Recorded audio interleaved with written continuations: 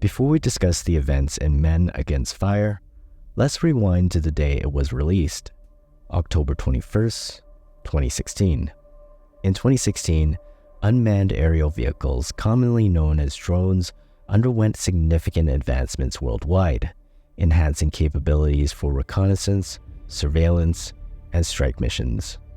ISIS employed drones equipped with cameras to gather intelligence on enemy positions, troop movements, and strategic targets, including military installations and civilian areas. By late 2016, ISIS started weaponizing drones, namely against Peshmerga and Western soldiers in northern Iraq. This increased fear, as the terrorist group was responsible for over 40 major attacks in 2016, such as those in Brussels, Istanbul, Baghdad, and Nice, resulting in numerous casualties and highlighting their ability to carry out terrorism on a global scale. But the US Army had been using drones for over a decade, and they had some pretty powerful ones, including the MQ-9 Reaper. Equipped with advanced sensors and targeting systems, this $31 million aircraft is capable of conducting long-endurance missions and precision airstrikes against ground targets, particularly in counterterrorism operations. These drones played a crucial role in disrupting ISIS's operations and eliminating key leaders, such as Hasib Saeed Khan, stopping him from expanding the terrorist group's capabilities in Afghanistan and Pakistan. However, drone strikes have also led to the deaths of countless innocent lives. Transparency and accountability are lacking in drone operations, raising concerns about adherence to international law and human rights standards. Speaking of war and lack of transparency, we must speak of Russia. In December 2016, with Russian support, the Syrian government achieved substantial gains in eastern Aleppo, leading to the evacuation of rebel fighters and civilians to northern Syria, marking a pivotal moment in the conflict. Of course, Russia was involved in other conflicts, most namely in eastern Ukraine, which was initiated by the annexation of Crimea in 2014. While the Western world was focused elsewhere, Russia was supporting separatist forces despite ceasefire attempts and diplomatic negotiations. In Afghanistan, the US continued Operation Freedom Sentinel in 2016, focusing on counterterrorism efforts against groups like the Taliban and Al-Qaeda, while supporting Afghan government stabilization efforts. The Afghanistan War, beginning in 2001 in response to the 9/11 attacks, stands as the longest war in American history. Under the Biden administration, the United States officially withdrew its military forces from Afghanistan on August 31st, 2021, marking the end of its nearly 20-year military involvement. Estimates by the Cost of War Project at Brown University's Watson Institute for International and Public Affairs indicates the war's total costs exceeded $2 trillion from 2001 to 2021, encompassing direct military spending, interest payments on war-related debts, and long-term care for veterans. And that's what brings us to this episode of Black Mirror, Episode 5 of Season 3, Men Against Fire. This episode doesn't only trigger discussions about the use of technology in combat and the psychological toll on soldiers, it makes us question the reason for the war itself. Who is leading us down these paths? Why is the momentum of war so hard to stop? And in the end ask, what does victory even look like? In this video, we'll explore 3 themes of this episode and determine whether similar events have happened, and if not, whether they're still plausible. The optimization of war. In Men Against Fire, we're thrust into a war-torn landscape where soldiers like Stripe are deployed against a mysterious enemy known as the Roaches. The vague reasoning to exterminate them was because they allegedly carried contagious sickness. It's not until Stripe's mass malfunctions that the facade of duty crumbles. revealing a grim reality. The roaches were people too. This often overlooked episode resonates with today's global uncertainties. We're teetering on the edge of World War III, and the enemy is increasingly ambiguous.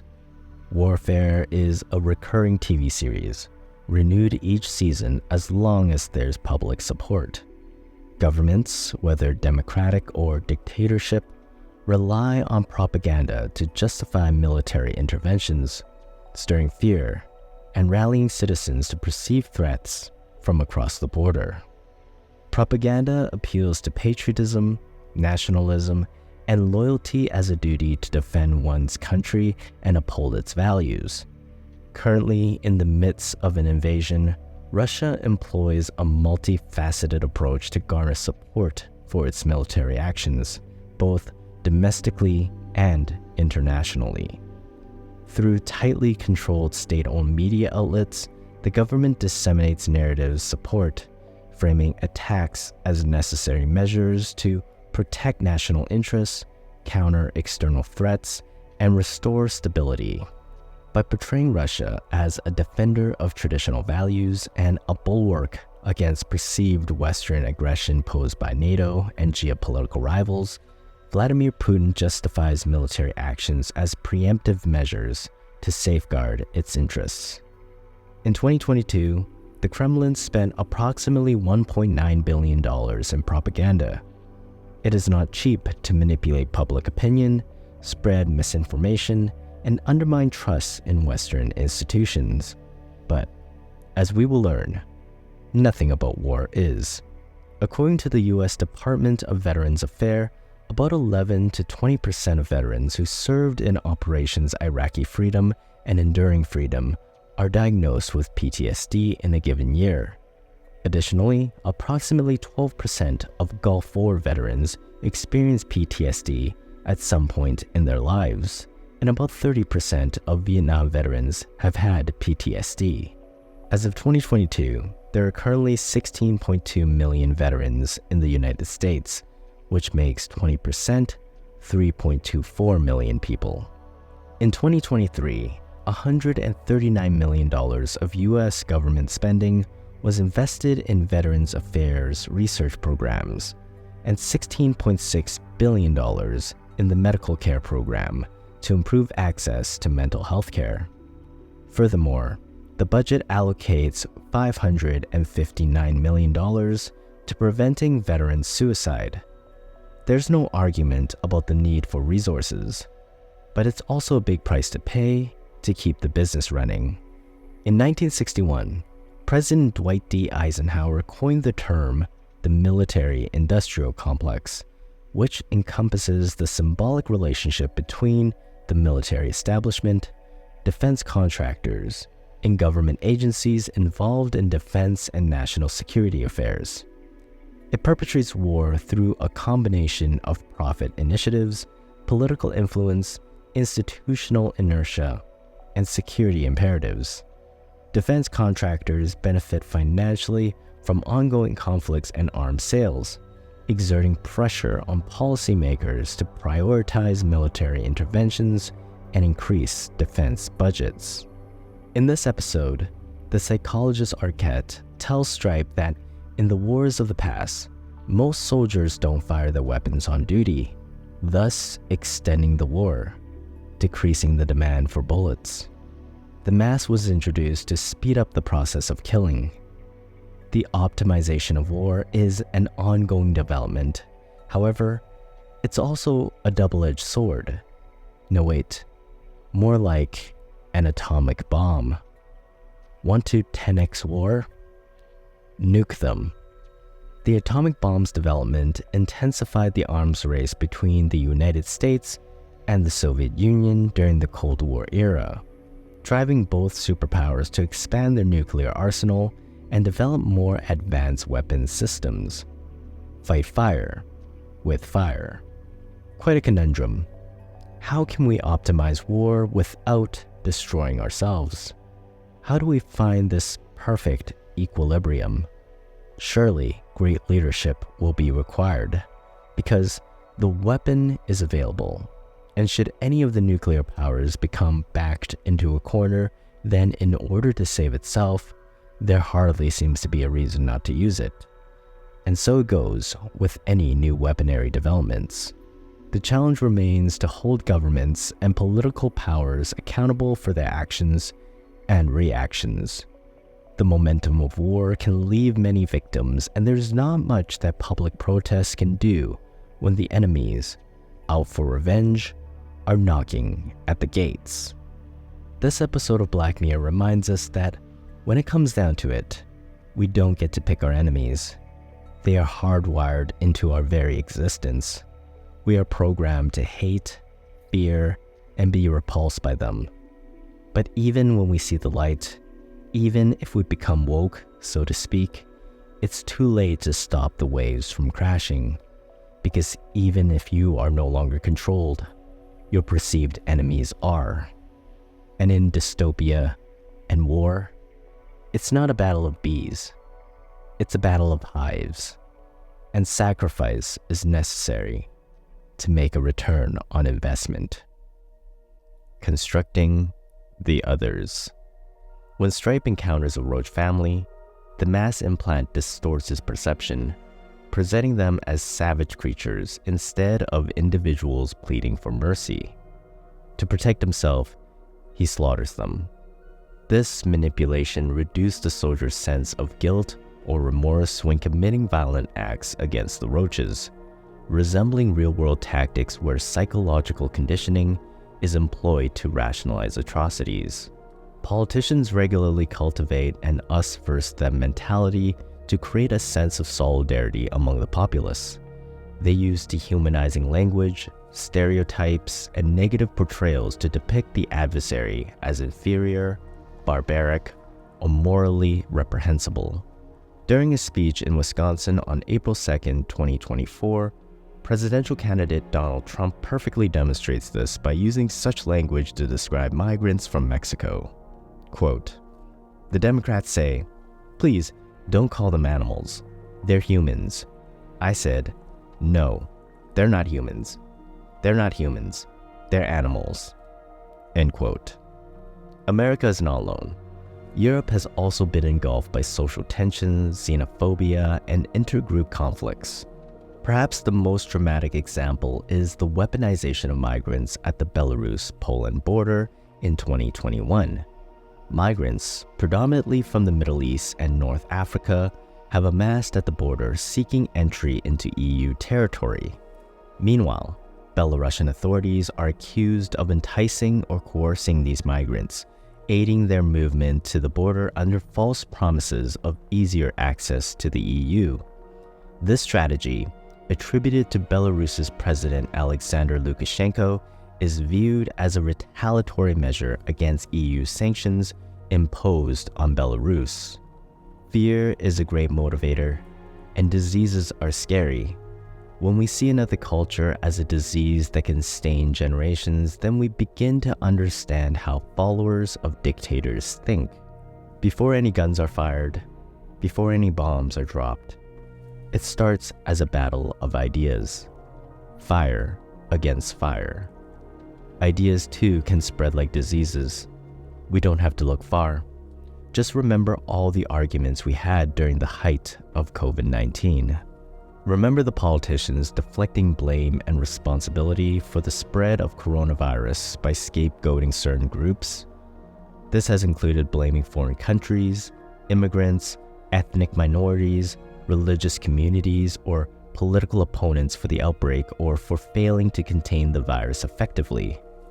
By portraying these groups as the other responsible for the pandemic, politicians gain public support through fear and xenophobia.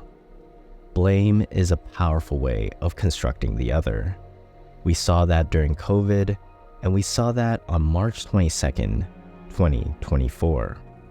After a Moscow concert hall was attacked by a group of terrorists, which led to the death of 137 people, Vladimir Putin pointed the finger to Ukraine, despite the offshoot of ISIS claiming responsibility. We see this clearly from afar that Putin was relishing in another attempt to maintain his invasion in Ukraine. However, the West is not above using the blame game for ulterior motives either. An example of this is how the US used public anger after 9/11 to justify the war in Iraq in search of weapons of mass destruction. There are few motivations more powerful than revenge. We can trace every critical event through history as one domino piece falling upon another. We saw this after the October 7, 2023 attack in Israel from the Islamic militant group Hamas, which has escalated the war in Gaza. We saw this in the decade-long war in the Central African Republic. We saw this in the Rohingya crisis in Myanmar. We see the cause and effect of revenge taking forms in all parts of the globe. Yes, blame is easy when the enemy looks a certain way. But what do we do when the enemies look like us? This is a notable question that the episode poses. The resurgence of anti-Semitism is a concerning one in America, as it encapsulates the cultural descent into darkness. Despite vows to never allow the atrocities of World War II to happen again, 1 in 5 Americans don't believe that 6 million Jewish people were murdered during the Holocaust. Some thought the number was lower. Others don't think it happened at all. On October 8, 2022, a sleepy Kanye West went on Twitter and posted about going DEFCON 3, a military combat command on the Jewish people, and then confusingly implies that Jewish people have used their power to bring down anyone who opposes them. While Kanye's comment was another piece of evidence of his mental breakdown and personal shortcomings, it also emboldened anti-Semitic groups that seem to have been living in the shadows, waiting in dormant until the time was right for them to rise again. Holocaust denial, minimalization, and distortion contribute to the normalization of anti-Semitism and undermine efforts to combat prejudice and intolerance. Pro-Palestine protests across U.S. university campuses are now receiving criticism for walking that fine line. Facts and lies are both ideas, and in a battle of ideas that is going to last generations, both have an equal chance of winning. There is no problem in this world that is caused by one group of people. None. Therefore, any solution based around getting rid or holding captive a group of people will at the end fail to resolve anything more than some personal or political gain. A strategy built upon blame is often nothing more than a distraction tactic, diverting public attention away from domestic issues, governance failures, and systematic problems within the country. This episode of Black Mirror is revealing. If you find yourself blaming others or attacking others for life not going your way, you must ask what the governing powers are saying. Are they blaming others to maintain power? Are they using hate to fuel personal gains? As long as we are fighting enemies, we don't have time to challenge ourselves. We won't be able to see the monsters we become.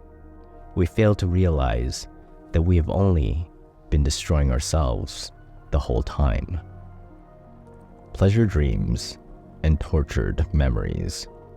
In sleep, Stripe is rewarded with a dream sequence depicting intimate moments with his lover as positive reinforcements for his performance in combat. However, after his mask got infected, it becomes evident that these dreams are tools to maintain soldiers' loyalty and compliance, blurring the lines between reality and manufactured fantasies. Sigmund Freud, often regarded as the father of psychoanalysis, made significant contributions to the study of dreams with his groundbreaking work, The Interpretation of Dreams, published in 1899. One of Freud's central concepts in dream analysis is the idea of wish fulfillment. He proposed that dreams serves as a way for the unconscious mind to fulfill repressed wishes or fantasies that are unacceptable or unattainable in waking life. In that, there is great reward for one to tap into the ability to control their dreams. The term lucid dreaming was first coined by Dutch psychiatrist and writer Frederik van Eeden in 1913. Van Eden used the term lucid to describe dreams in which the dreamer is aware of being in a dream state while the dream is occurring. He documented his experience with lucid dreaming and described various aspects of this phenomenon in his writings, one of which was a vivid flying experience. One key aspect of lucid dreaming is reality testing, where individuals question their waking reality by performing checks, like looking at their hands or trying to read text. This habit can extend into dreams, enabling lucid dreamers to recognize when they are dreaming and take control of their dream experiences. If we can control our dreams, then what is the likelihood that machines can control our dreams? Research into the effects of non-invasive brain stimulation techniques such as transcranial electrical stimulation and transcranial magnetic stimulation on dreaming has shown potential modulation of dream recall, intensity, and emotional content. Organizations like the Dream Science Foundation and the Max Planck Institute of Psychiatry are actively involved in these studies, aiming to uncover the precise mechanisms and long-term implications of brain stimulation on dreaming.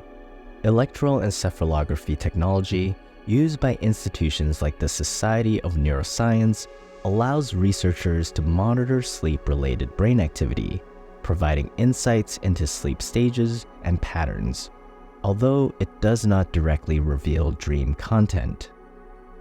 Government-funded organizations such as the United States Army Medical Research and Development Command and the Defense Advanced Research Projects Agency focus on researching various aspects of sleep, including sleep disorders, sleep optimization, and the impact of sleep on cognitive and physical performance in military personnel. Sleep is critically important for soldiers due to its multifaceted impact on their physical recovery, cognitive function, emotional resilience, situational awareness, physical performance, and overall health. While the military wants to reward good sleep for their soldiers, they can also deprive sleep as a weapon. Sleep deprivation is a powerful torture technique. Prolonged sleep deprivation leads to physical and mental exhaustion, weakening resistance to stress and increasing vulnerability to coercion. Hallucinations and psychosis may occur, exacerbating the individual's distress and compromising their ability to discern reality. During the Cold War, Soviet KGB agents were known to use sleep deprivation extensively as a method of breaking down detainees' resistance and extracting information. Such methods to keep detainees awake include continuous interrogation, physical discomfort, noise and light exposure, temperature manipulation, threats, food and water deprivation, physical stress, and psychological manipulation. Similarly, in more recent times, reports have emerged of sleep deprivation being used as a tactic in Guantanamo Bay and other detention facilities during the War on Terror. If one can control our dreams to instill pleasure, then they can use nightmares for punishment. Nightmares can disrupt sleep, cause emotional distress upon waking, and may be associated with underlying psychological issues, stress, trauma, or anxiety disorders. While nightmares can be triggered by PTSD, the most plausible method a third party can apply to control your nightmares would be with drugs. Some medications, including antidepressants, antipsychotics, and beta blockers, may have side effects that contribute to the occurrence of nightmares or onoroid syndromes, where a person is trapped in a dreamlike experience, often unable to move or distinguish between what is real and what is a hallucination. One example was of a 67-year-old woman with a history of prolonged depression.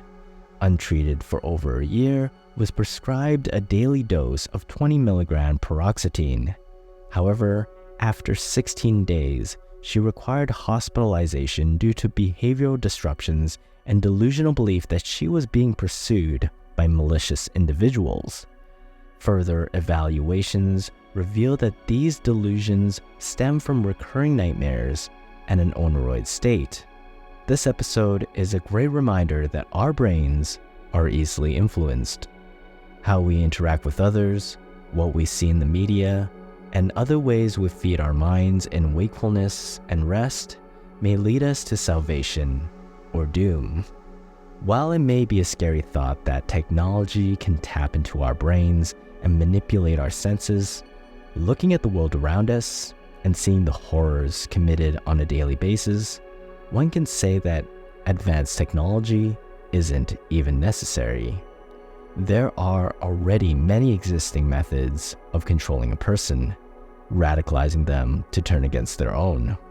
While Men Against Fire is an often forgotten episode, it is so relevant because it touches on the theme of dehumanization. In today's context, where misinformation, social media echo chambers, and targeted content can distort reality and fuel polarization, the message about the power of perception and manipulation is particularly poignant. It serves as a cautionary tale about the dangers of unchecked influence, the importance of critical thinking, and the ethical considerations surrounding technology and perception management in our increasingly digital and interconnected world.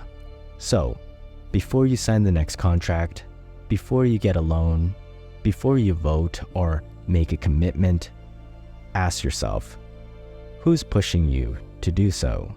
Thank you for watching. My name is Elliot. If you enjoyed this video, please give it a like.